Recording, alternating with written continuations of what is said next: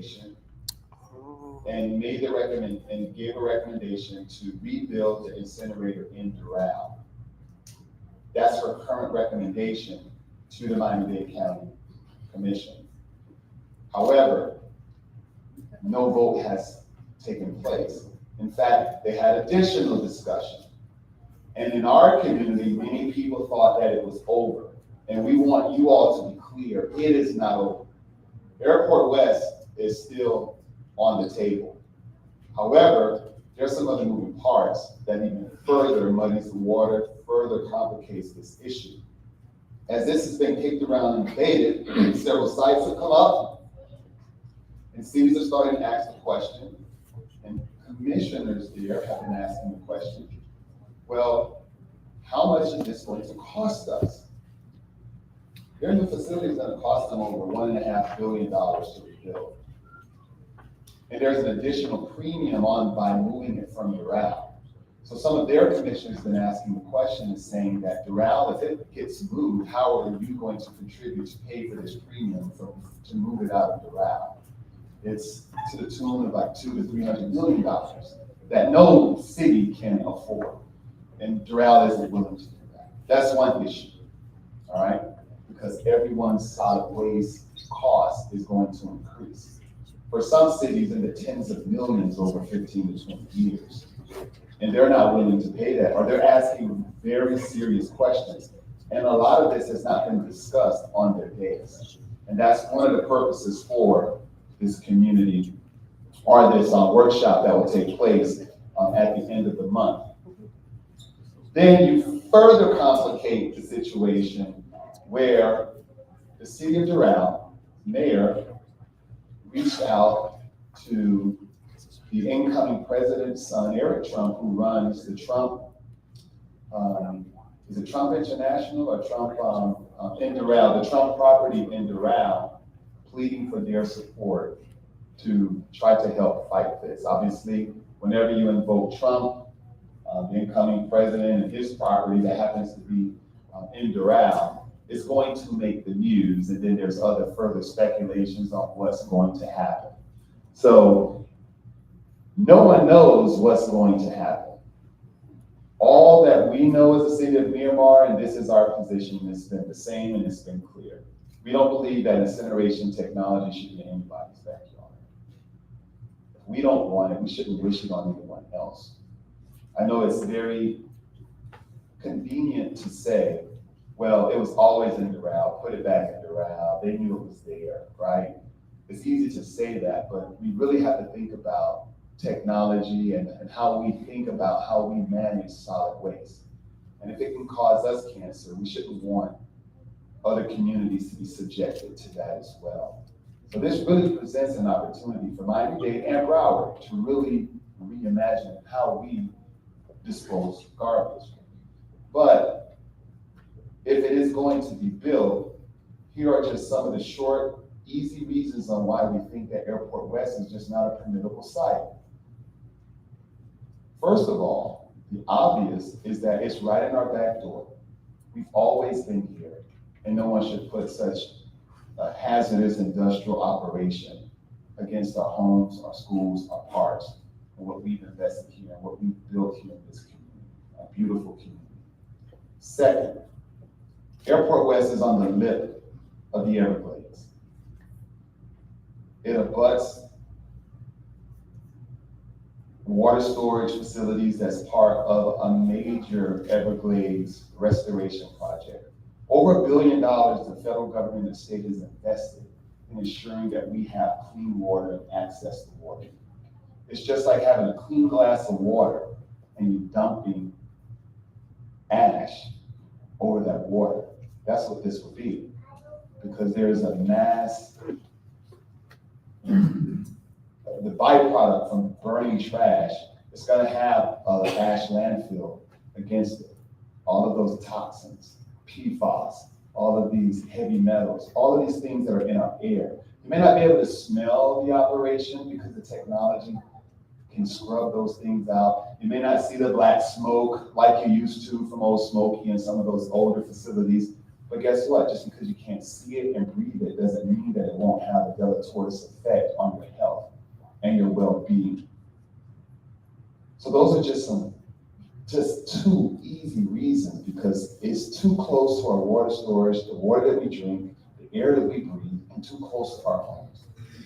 And it would take decades to pass. So if Miami-Dade thinks that they are making a decision to solve their problem, we just don't believe that the environmental agencies, the environmental advocates, the City of Miramar, Pembroke Pines, the state, the federal government, which is kind of hard to say because I know politics, we're in it.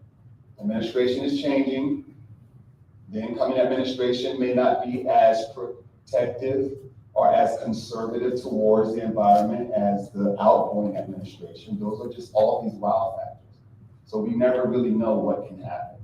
But all we can do is shed light, continue to work here locally. We got efforts going on in Tallahassee right now that I've shared in other meetings. So I just wanted to give you an update on where we are on the issues. Next slide. So what has the city done? We've advocated the support of Miami-Dade commissioners. We've met with many of them, everyone that would meet with us.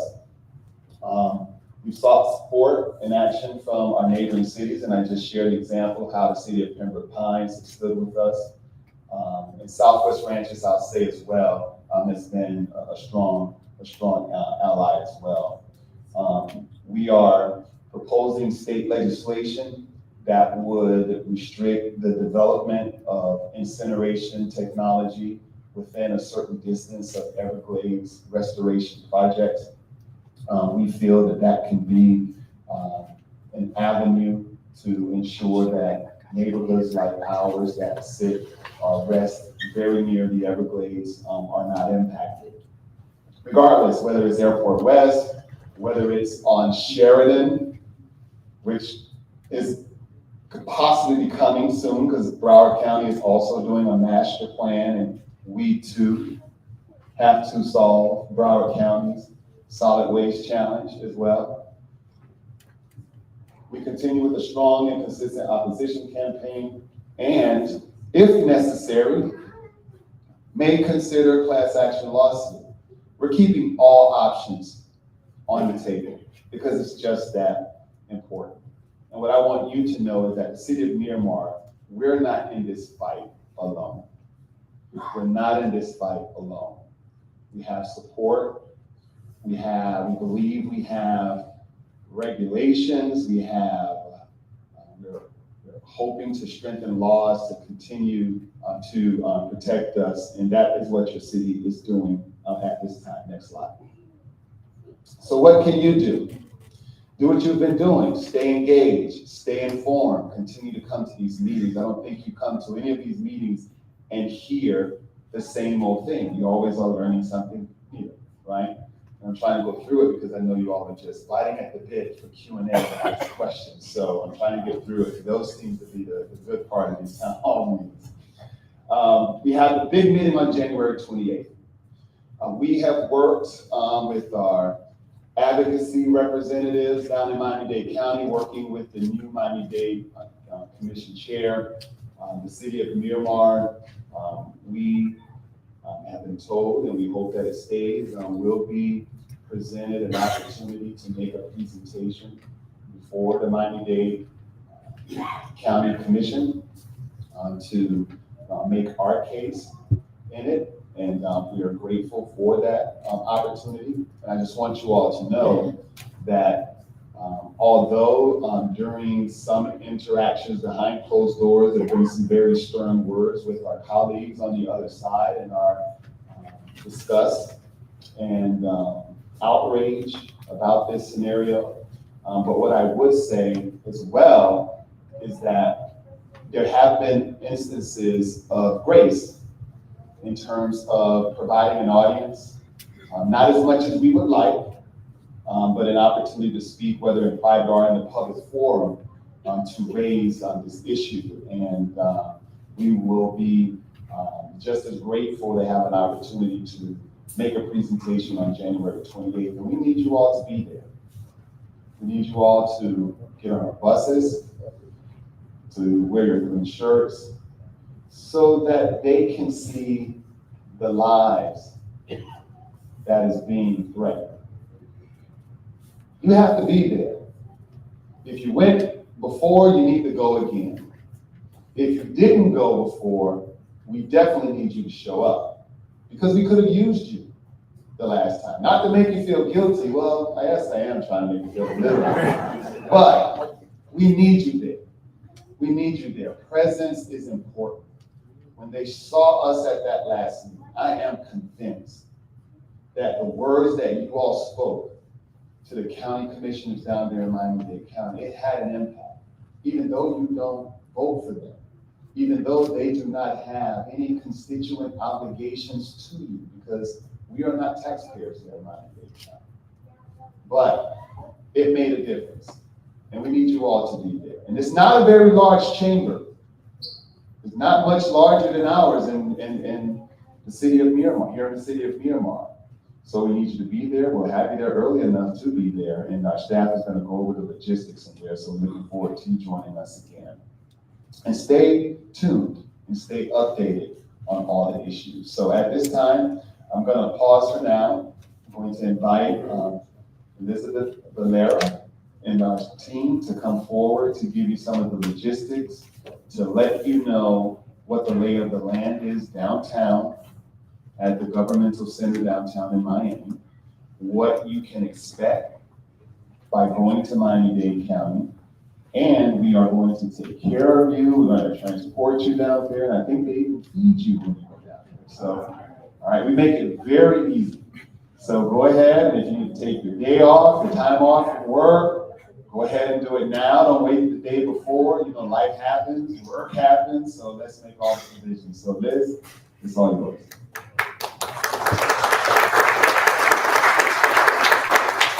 Thank you, Mayor. So, like we said, so the importance that we need to engage, we need to show them.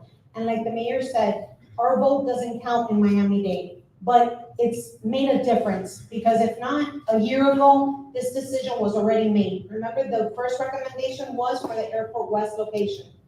That changed, and her last recommendation was to preserve and protect the Airport West location. And the only difference has been our opposition. We've been on TV, we've been there, and that picture shows the last time we went. They keep changing the date on us, but that's not going to discourage us. So what's important is that we stay strong and we show them that we're not going to put up with this. We're not going to accept that being built by us. So what the city has done together with Pembroke Pines, we're going to go ahead and make the investment. We know that it's difficult to get to Miami-Dade, but we want you to be there. We want you to wear your shirts. We want to see that sea of green there. So we're going to have buses leading from both Anson Sports Complex and also Miramar Regional Park.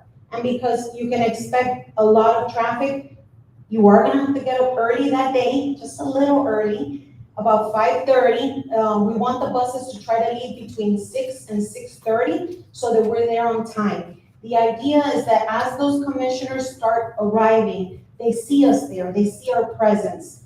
The other thing, like the mayor said, the commission chambers is very small. So we want to get there early, because as you can imagine, I'm sure that Doral is also going to have a presence there. So the sooner we get there and we register as representatives of our city, that's the way that we're going to go upstairs into the chamber. After it's reached a maximum, they will not allow any more persons inside.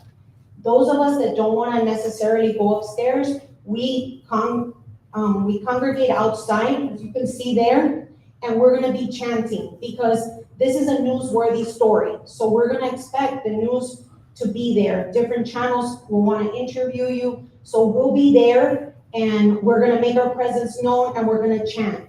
Now, I understand a lot of us one thing I don't want to forget, do not call out sick, because the news is going to be there, and the last thing you want is your boss, you called in, I'm sick, and we want clean air, don't do it. Okay, we thought about that, okay, so don't do it.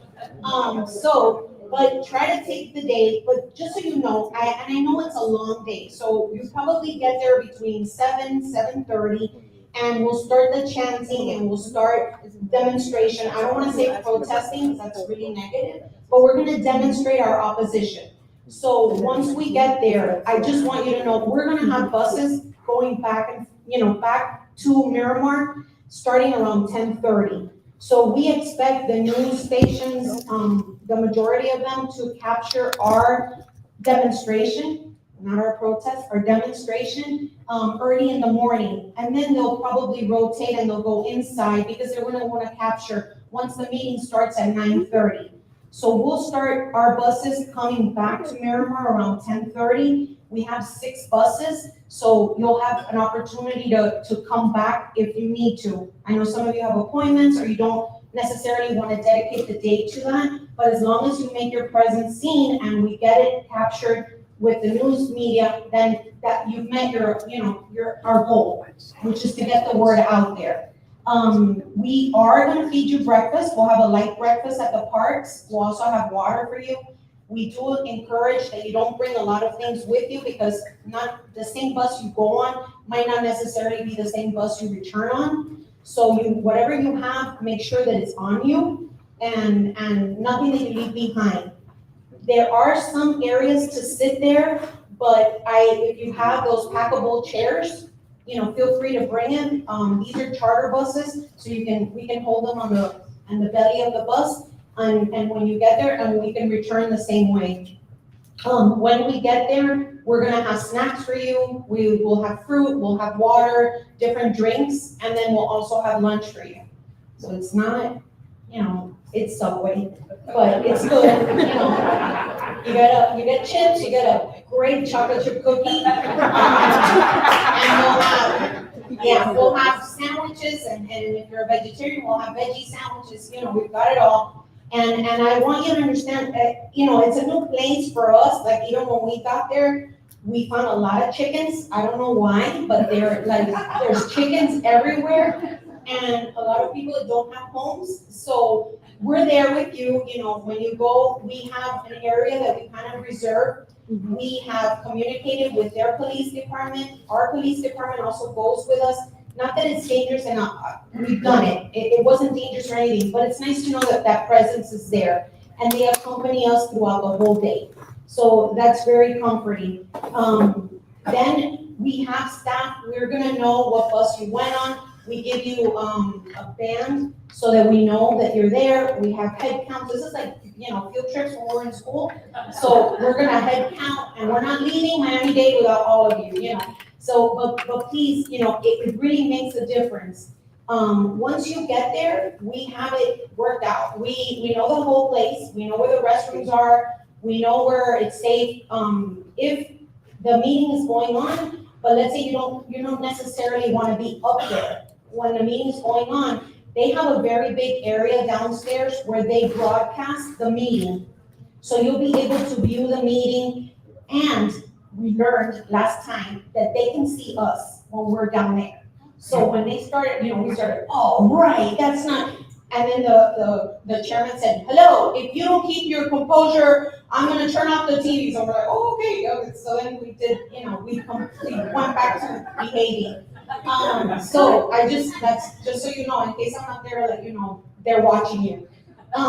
So we'll do that, and then as our staff will be there, and you'll recognize us on every bus. We put 2 staff members, and those staff members we call them our bus captains, and they're there they'll speak with you on the way. They'll give you some, if you want to speak. We'll also give you speaking points in case you want to speak and address the commission. We'll also give you some ideas. Of course, by all means, you can speak your own words and your own feelings, but we'll give you some points that you might want to share at the podium. When you come in, we'll have staff there that'll walk you through the process, because ours is not as official, are so strict, but when you come in, you have to register. And be sure that you have an official ID. You'll register, and it's like the hospital, you'll get your sticker, and then you can make the decision. If you want to go upstairs, then you have to go through the machines, And like the airport, you'll put your bag on the carrier, they'll walk you through, and then you go upstairs, and the meeting's upstairs. If not, you can stay downstairs, there's restrooms down there, there's restrooms upstairs, we'll have staff all around, and you'll see your bus captains, and your bus captains stay with you, and they'll help you, find your way around. The moment you're back, what we do, and thank God for technology, on the bus, we'll ask you for your number, and our bus captains will have your number on a WhatsApp, and that way we'll say, hey, the bus is leaving at 10:30. And exactly where we drop you off is where we pick you up. So the bus will come, we'll wait there like for 10 or 15 minutes, and we'll let you know as soon as the next bus is going, and so on. I expect the last bus to come back around 1:30, 2 o'clock. And they'll make a stop at Anson and at Regional. So it doesn't matter which bus you get on, and when you get to the parks, we'll have ample parking at both locations for you. So your car is safe, our staff is there, and we, like I said, we're not leaving anybody behind. So, when you get there, and I wanna introduce my colleague, Devon Campbell. He's gonna talk to you about the rules over there, because we don't want anybody kicked out so Devon's gonna share, a little bit of the rules when we're there. Thank you, Liz. Thank you. Can we give her? All right, thank you. So as Liz mentioned, just to go over some quick protocols for when we're inside the chambers at Miami-Dade County. Show of hands, who has been to the Miramar City Commission meetings? I'm assuming that's everyone in the room, correct? Right? Okay, so if you are familiar, again, to show partnerships and, we're good neighbors. When you're in opposition, or you don't, let's say you don't agree with what's being said, the hand gesture is just put your thumbs down, right? So let's practice that. Everyone put your thumbs down. But we're quiet, we're silent, right? So you have to keep that in mind. So thumbs down, opposition. And then who could guess if you agree with something? There, but minus an noise. Okay, there you go. So just those two simple hand gestures, you just want to remember those while we're inside the chambers. It is absolutely no talking.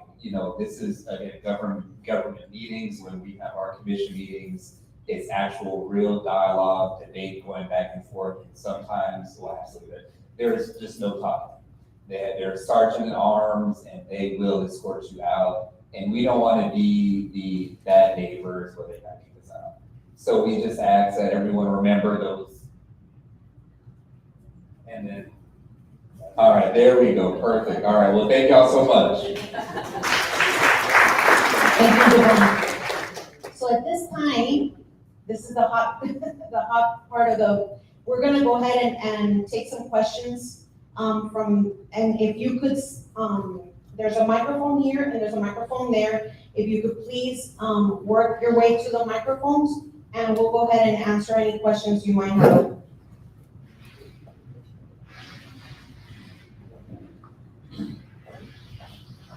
Okay, so some housekeeping rules for the Q&A session. To be respectful of everyone's time and for everyone that would like to ask a question, ask only one question, no follow-up. It's not the time to audition to be the CNN reporter, right? Ask your question, and then, as everyone else asks their question, and there's still time, you can feel free to ask a second question. We just want to make sure that all residents that do have a question have an opportunity to ask questions. Yes, sir. Welcome. Thank you, Mr. Mayor. My question is this. I participated in the last one. It was very good, and we did get a lot of good outcome with the media and everything. My question is, one thing that I think is going to be different, and I could be wrong in this, there's going to be Doral residents opposing here. Because at the last, I saw on the news, after our meeting, we were there at the rally, that the Doral residents had another meeting, and they were all there opposing. What do we do if we have the Doral residents in opposition and they start, agitating the situation, Yeah.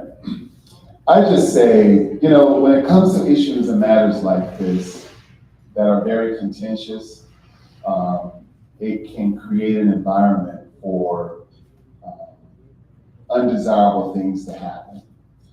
But all I say is that we go there and we're focused. We're adults. We're representing our city. And what I will say is that I could not have been more proud of our Miramar residents that went down to represent our city at the last meeting. And I don't expect anything less going to this meeting on January 28th. Now, what will be different on January 28th, it's a workshop. There will not be a vote taken. The vote is not taking place on January 28th. But it is our opportunity to be able to speak, which we may not be able to speak in February.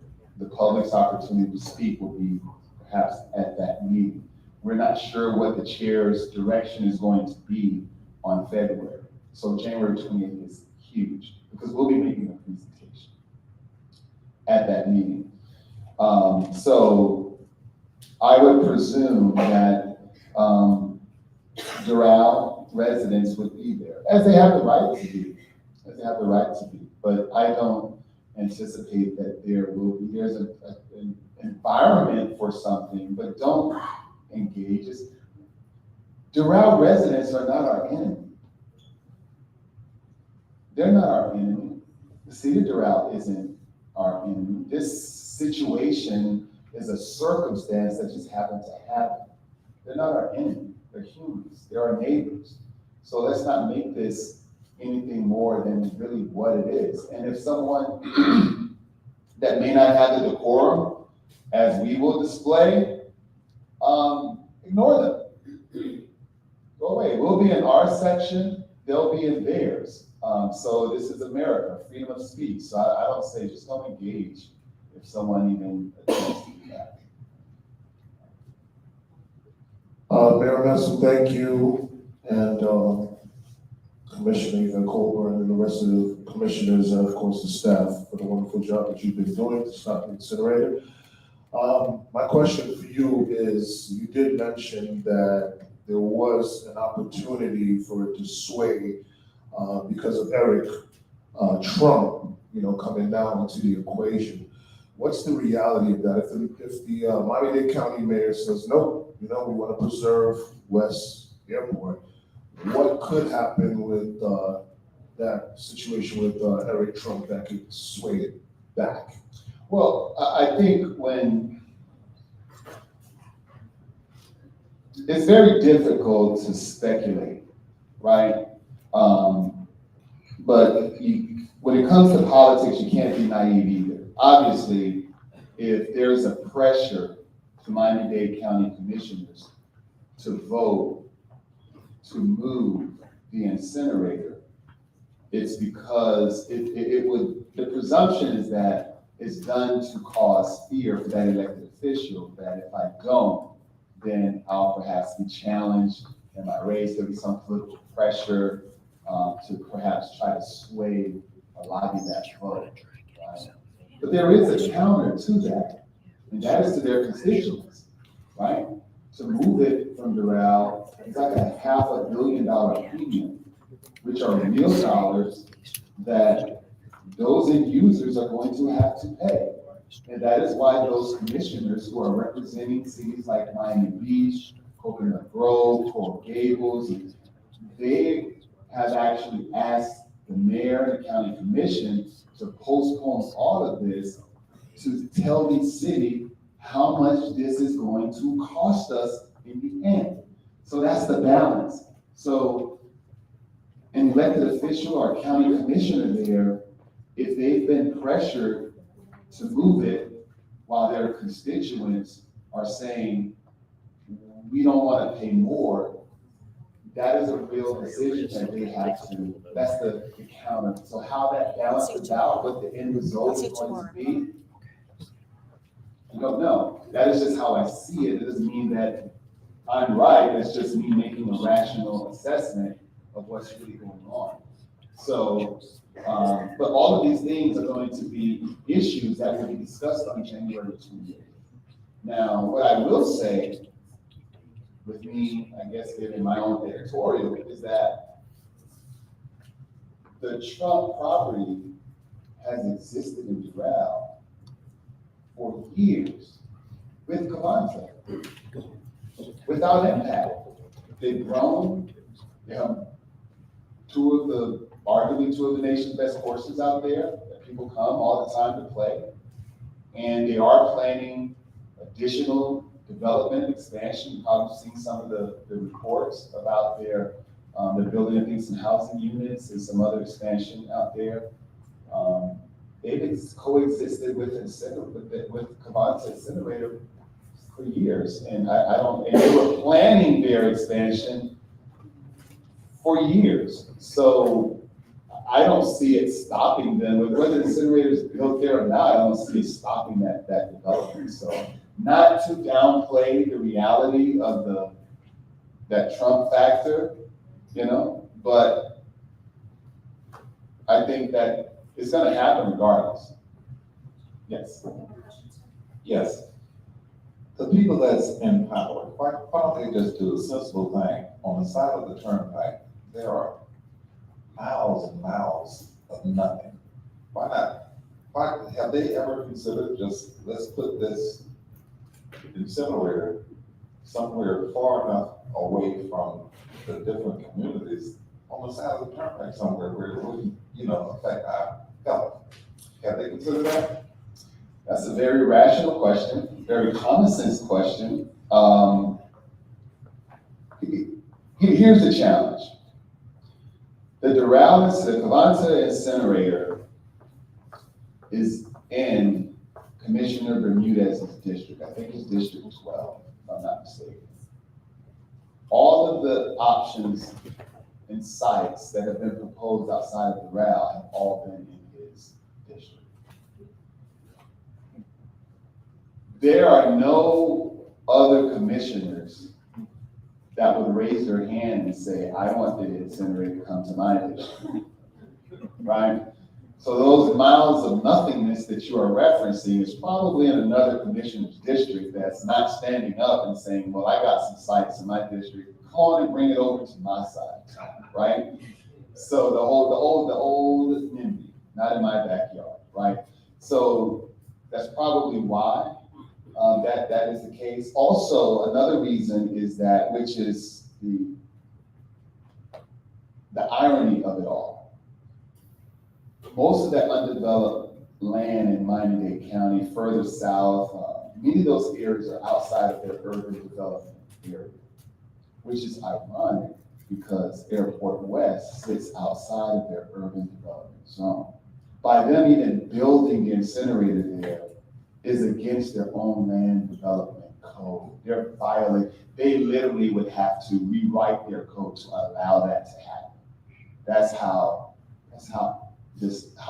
obnoxious all of this is. So I would say those two main reasons. Yes, sir. You haven't mentioned the Medley site. Is that still on the table? I know last time you said that the landowner was trying to cut a deal. The landowner has made that site available. It's interesting. Medley is an industrial site. I mean, it's a primarily industrial city with a lot of industrial use in that town. That site also has a railway that's adjacent to it. I think the county's position is despite what is a generous offer as it relates to what consideration that property owner would want to sell that property to the county, it makes, in their opinion, cost prohibitive. Just like Airport West is still cost prohibitive, but it's still available. It may be discussed, but the mayor and her staff has not made that site one of the preferred options, but it is listed as one of the options. Yes. Hi, thank you so much. Can you say? I'll stand. Good evening. Welcome. Good evening. Good evening, everyone. My name is Nitesh, and I am a resident of Pembroke Pines, but I stand in solidarity with Miramar. Thank you. And so my question is more so long-term. and you asking how individuals can help solve this issue or mitigate it, how can we create some sort of like sub-campaign so that people can think more long-term in terms of like their use, so reducement or reusing things, in terms of preventing this issue of such high like propensity levels of waste management? That's a very good question. And like I said, even after this issue, it's really to be continued because Broward County is coming. That master plan and its recommendation will come out with the various ways for Broward County to dispose of our trash. And the heart of your question is what are we going to do as end users and garbage producers? How much are we willing to change behavior? How much are we willing to really examine the products that we buy and how it's packaged, right? There's some real tough decisions that are going to happen because we just create too much waste. It's so much waste where landfill isn't the best option either. So incineration really has only been on the table because of the amount of trash that we produce. Now, the great danger with Miami-Dade's incinerator is, even as they have claimed they also have a zero waste plan that they're trying to accomplish, let's say they're successful with that. And let's say that Miami-Dade County has been so successful in their zero waste. And again, zero waste doesn't mean you're not producing waste. It just basically means you're not producing enough waste that would require incineration because you're using these other forms of technologies, which do exist, to have incineration.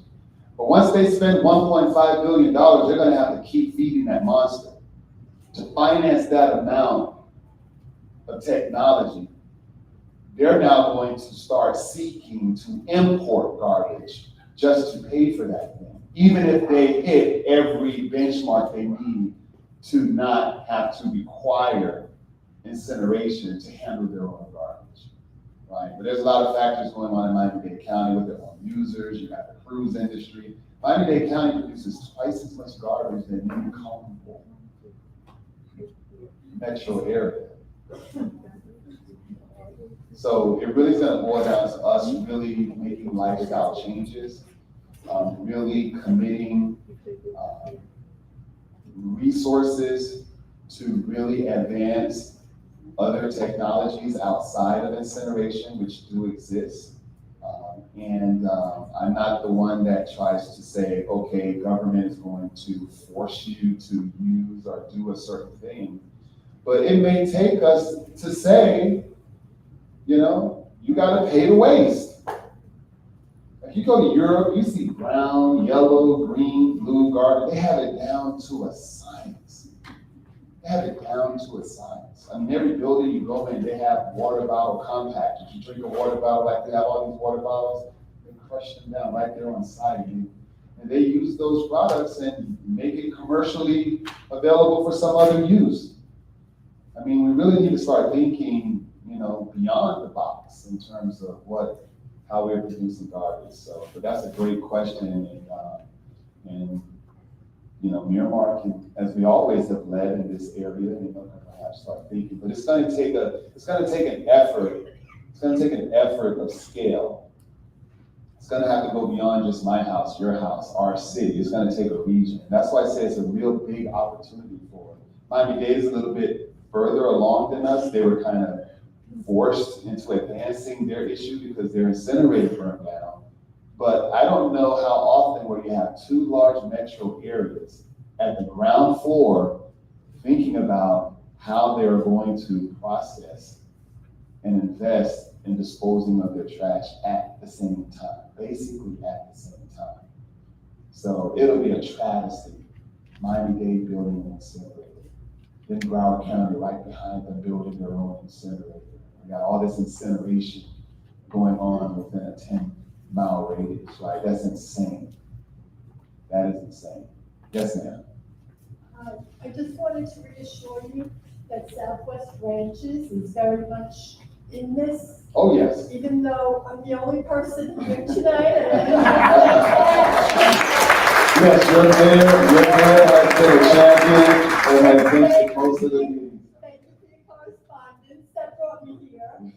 And I hope that I can have some constituents or even some members of our council attend your January 28th rally or And demonstration. they're more than welcome to ride with us on the bus and wear our green shirts and join us. So That's they're what on I'm the drive hoping to themselves. do, so I'm going to have a lot of work to do the next few weeks. Thank you. But I'm sure we'll have somebody there. And thank you very much for all that you do. Thanks so much.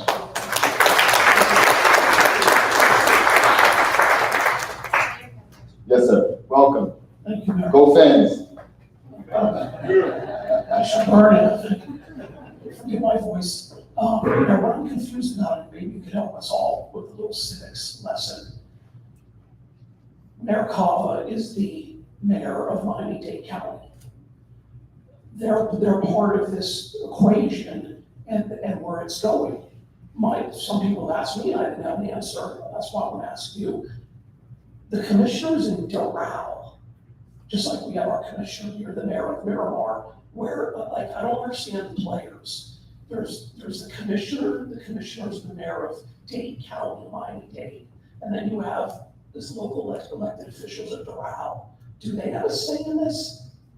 The folks that were elected in Doral, what is their position in this? And that's why I don't understand the dynamics, because at the last town hall meeting we had, someone asked about the Broward County Commission, and I think the answer came back that right now, because this is gonna be potentially built in Dade County, they have no skin in the game right now with helping us because of where it's going, potentially could go. So I'm confused on the Dade County Commission and the mayor of Cava and the commissioners that actually are in Doral, and what are they doing? Okay. All right, so let me try to make this as simple as I can. The decision on where the incinerator is going to go rests solely with the Miami-Dade Board of County Commissioners. Okay?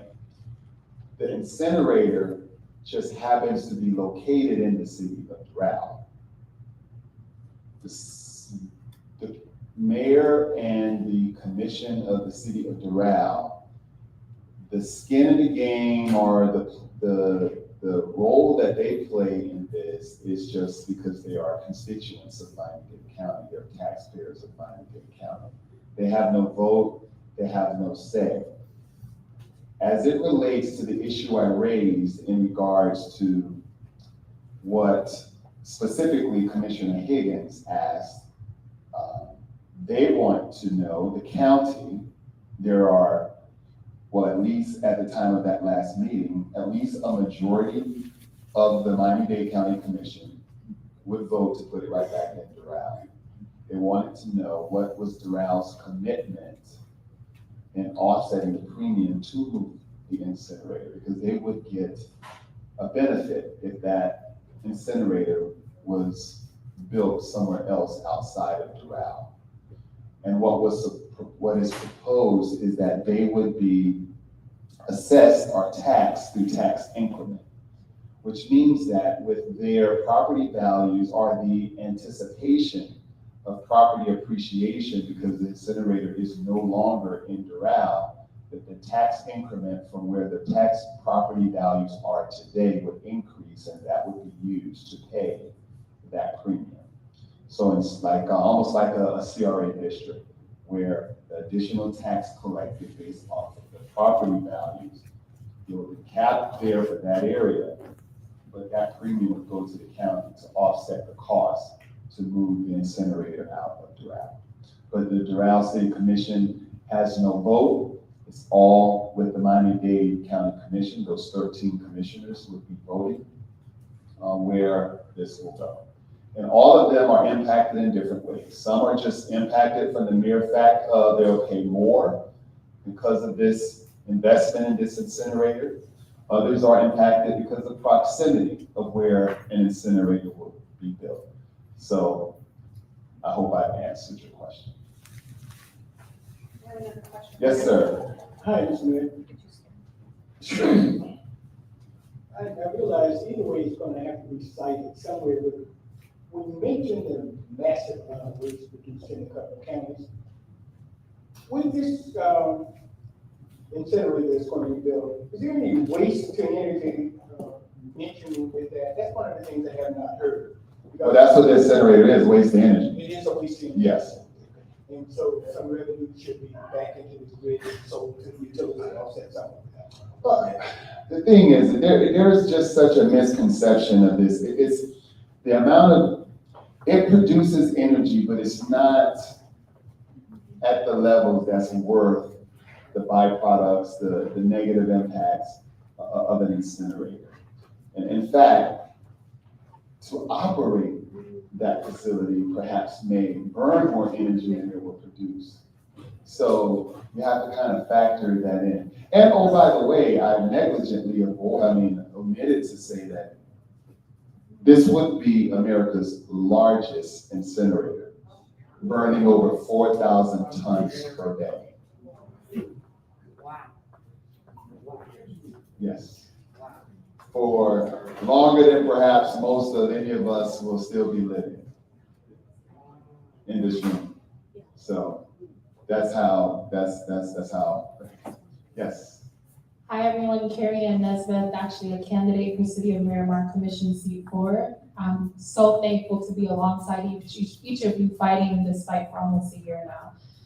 My question is really with regard to ensuring the entire city sees this issue as something that's prominent and in their backyard, the way that it feels here on the west side where it's literally in our backyard. And so my question for you is, what are some of those critical talking points when you think about Central Miramar and East Miramar, even the folks that are right up against 441, for them to be equally as invested, mobilize and come out and join us on the bus and get out to the county meeting so that they see it as sensitive, time sensitive and urgent as we do here on the west side? Excellent questions. Thanks for your question.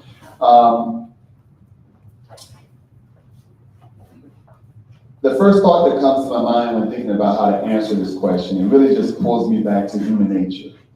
If I don't see it, if I don't hear it, out of sight, out of mind. So it's not really my issue, right? But we really need to think about it. I mean, when you think about the emissions that will come out, I mean, the more that I have learned about these carcinogenic metals that are released, when you start hearing about PFAS, when you start learning about the ash that will be produced after it's burned and it becoming airborne, and the miles that it travels, not only encompasses Miramar, encompasses Pines, Southwest Ranches, Weston. We're urging Weston to get more engaged because again, it's more out of sight, out of mind. It's not really our issue. And the reach of incineration byproduct extends miles. That's why it's so important. And the more we can educate our residents, our neighbors about this issue, to implore them to get involved, I think it'll increase. But thank you for your question. Yes. Yes. I love it. Good evening. Good evening. I have one simple question. I'm a citizen of Member Pines. And we see that we have representatives from cities, county, and other state representatives. My question is, where's the federal government? Where's the EPA? What are they doing? Are they helping us out? It seems like we are more affected and we're more protected because of the proximity to the Everglades. The route doesn't have that aquifer or the proximity to the Everglades. So where do they stand? What's EPA saying about it? So we have been in direct communication with the federal EPA and the state EPA, just so that everyone knows. The challenge is that these regulatory agencies they administer and enforce administrative policies, right? Because there is no formal application, they cannot make a formal comment on something that doesn't exist. All of this is just theory, it's being planned, it's coming, but they rule and they administer what they have in front of them. So once an application or a permit application is filed, all of the associated governing permitting authorities that would have to have a permit process done for this to be built would then make their, they'll just execute their process to performing that permit. So they eventually would, our job now is to make sure it doesn't even get to them, at least for Airport West. So that's what we're stopping at. Good question. Hi, I guess my question is really kind of a follow-up to this question. This is my first meeting, Thanks for coming. and maybe I've missed something, but how does Miami-Dade County get to decide to build an incinerator in Broward County? No, they're not building it in Broward County. Okay, so that's an excellent question because others may have the same question. Because we did allude to an incinerator being built on Sheridan. All right, I'll get back to that. The site in question is Airport West. That is the site that's just 1/8 of a mile from Miramar. Okay, Miami-Dade County owns that site. It's a decommissioned airstrip that they own, and it's 400 acres, which, by the way, only 30 acres is really dry. West of it is wetland. So they would have to mitigate. And we have, don't even get started, but it's excellent question, excellent question. Hi, thank you for the support you guys are seeing to stand up against waste incineration. My name is Tyler Wood. I'm from Naples, Florida. I've been here for 21 years. I'm the Vice President of Circularity for Carpenter. We've had extensive meetings with Miami-Dade as well as Broward. We were, after receiving world's top 50 most innovative companies in the world twice, 130 countries, we have $10 billion in funding commitments where we can go in as a waste to circular manufacturing facility, we build, own, and operate. So we made proposals both to Broward as well as to Miami-Dade that we would be the investors. And it wouldn't be any taxpayer money at all. And we'd actually pay for the trash.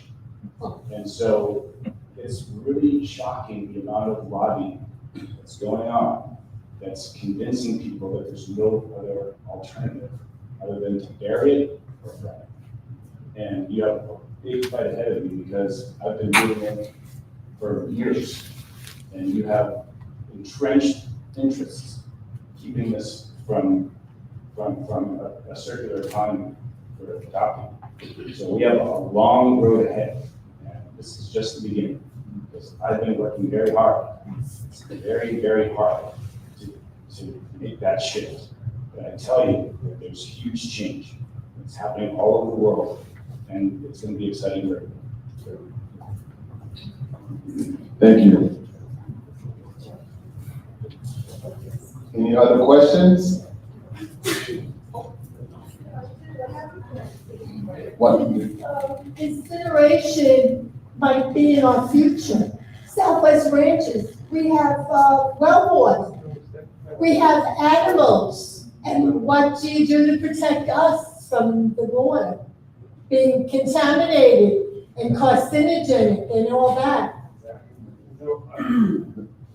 So, yeah, so, and that's why the more we educate ourselves as a community, an issue like this, without an educated and informed populace, those who we elect make decisions that may not necessarily be in the best interest of the whole for the long term, because we're not asking the right questions. And that is why I'm saying something like this topic is literally going to take the entire village, because it's going to force all of us to make some changes. I'm not saying crazy changes, but some changes in our habits and in our lifestyle. And that doesn't mean that it has to be a negative thing. It's just a new thing, a new way. We just have to start thinking about future generations. You know, we've inherited this earth, we've inherited this land. Some of us are from here, some of us are from other places. Wherever you're from, you inherited it. Your predecessors left you something. What are we going to leave generations yet born? We have to start thinking about that. And for something like this, it's going to take a massive education process. As I said before, looking forward with Broward County, there's a master plan being done. It is, my understanding is that it is looking at all forms or all plausible forms of technology. I would hope your technology is being included in terms of one of those options, because if it's not, then it's behind the 8 ball. Because at the end of the day, you have a solid waste authority that's going to have to make a decision along with Broward County on those recommendations that are going to come from that study, just like in Miami-Dade County. I mean, I've had my choice words as it relates to the actions, not personality, but actions of the mayor in Miami-Dade County by recommending Airport West. But if you really think about it, she got elected, she inherited a master plan study that was underway. Their incinerator burned down. And as the mayor for one of the country's largest counties that has to dispose waste for their economy to continue to move, for them to continue to be able to develop, she has to do something. That commission has to do something, right? And that something is going to be based off of some recommendation, some technical recommendation. So it's like garbage in, garbage out. So our understanding is that this master plan is going to come to Miami-Dade, to Broward County, because Broward County now is going to have to decide on what it's doing, because our landfills are filling up. It's going to come to a point where those who are receiving garbage in other places will stop receiving garbage, right? And then what? So we can't assume that we can just truck it all out. At some point, we're gonna have to make lifestyle changes. At some point, we're gonna have to start incorporating other technologies. At some point, we gotta get more aggressive about recycling. At some point, collective change has to be made. So we're just planting the seed now, and the discussion will advance to Broward County. There are really only 3 sites, I think, in Broward that you can have a solid waste permit outside of Monarch Hill. Willow Grader near the airport on 595, right here off 27 in Sheridan, the Broward County landfill, and then the Alpha 250 site, which can't really put, you know, probably outside of a recycling facility, you probably can't put anything there. But there's no place you would be able to permit or get a permit for anything outside of perhaps Willow Grader. The landfills are here. So what are we going to do, Broward County? Because the options are coming. That train is coming down the track. So we're just planting the seeds so that you can continue to stay engaged. That's it. I just have a quick question, I'm sorry.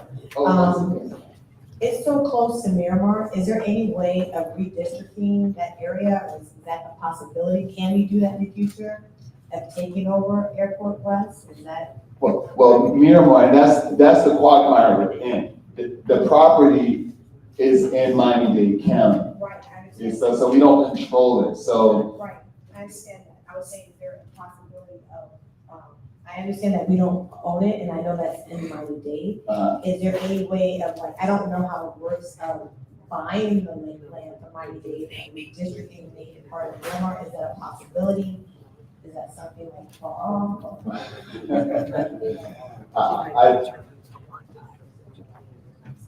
The likelihood of Miami-Dade County taking that site off the table, right, is going to be very difficult, especially as it relates to Miramar purchasing it, right? Now, there is some thought. Now, the aviation industry is looking at wanting, they have a desire to reactivate that site. They see it as a potential airdrome port for like FedEx, UPS, DHL for, for drone delivery of packages to react. That's one industry that wished to use that site for that. Others would like to make it a permanent park to preserve the wetlands. There are endangered species that have been documented to be out there. The environmentalists and environmental organizations want that site to be protected. So there are a lot of forces against it. There's so many reasons why not to do something as industrialized on that site. But I really think that the reason why that site was attractive because it's the furthest away from Miami-Dade County urban core. And that is why that site was attractive in the first place. All right. Thank you all so much for coming out. Stay engaged. See you all next year.